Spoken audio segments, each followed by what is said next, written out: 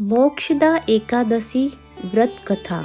महाराज युधिष्ठिर ने कहा, हे भगवान, आप तीनों लोकों के स्वामी, सबको सुख देने वाले और जगत के पति हैं।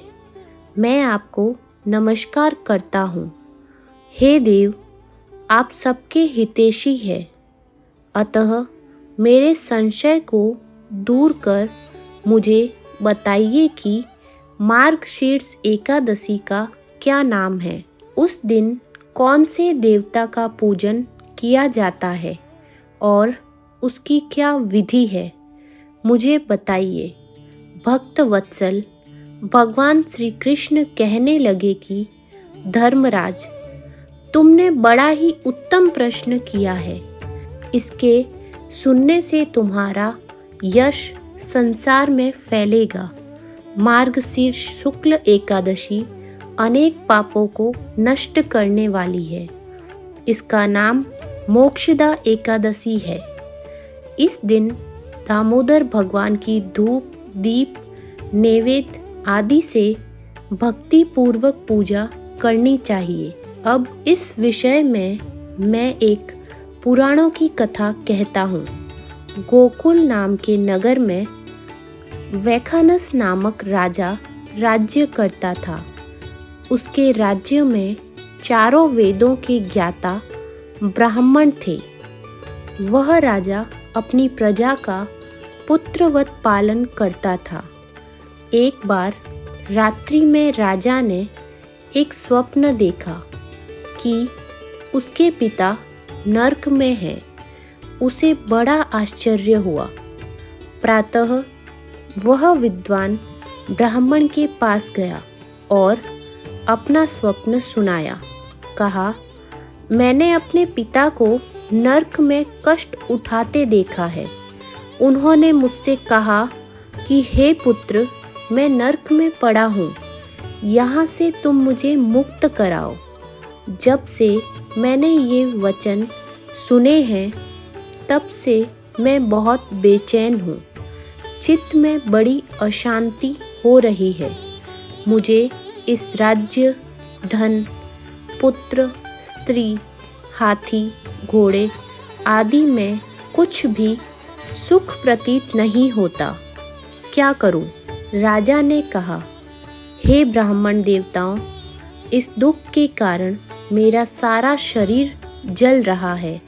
अब आप कृपा करके कोई तप, दान, व्रत आदि ऐसा उपाय बताइए जिससे मेरे पिता को मुक्ति मिल जाए। उस पुत्र का जीवन व्यर्थ है जो अपने माता पिता का उद्धार न कर सके। एक उत्तम पुत्र जो अपने माता पिता तथा पूर्वजों का उद्धार करता है, वह 1000 मूर्ख पुत्रों से अच्छा है। जैसे एक चंद्रमा सारे जगत में प्रकाश कर देता है, परंतु हजारों तारे नहीं कर सकते। ब्राह्मणों ने कहा, हे राजन, यहाँ पास ही भूत, भविष्य, वर्तमान के ज्ञाता पर्वत ऋषि का आश्रम है। आपकी समस्या का हल वे जरूर करेंगे। ऐसा सुनकर राजा मुनि के आश्रम पर गया।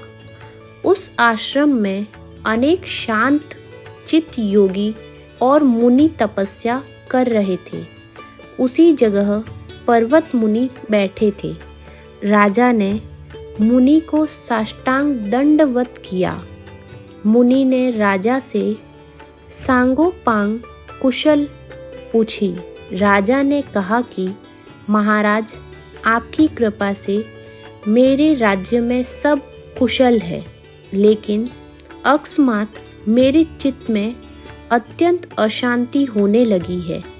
ऐसा सुनकर पर्वत मुनि ने आंखें बंद की और भूत विचारने लगे। फिर बोले, हे राजन, मैंने योग के बल से तुम्हारे पिता के कुकर्मों को जान लिया है। उन्होंने पूर्व जन्म में कामातुर होकर एक पत्नी को रति दी, किंतु सौत के कहने पर दूसरी पत्नी को ऋतुदान मांगने पर भी नहीं दिया।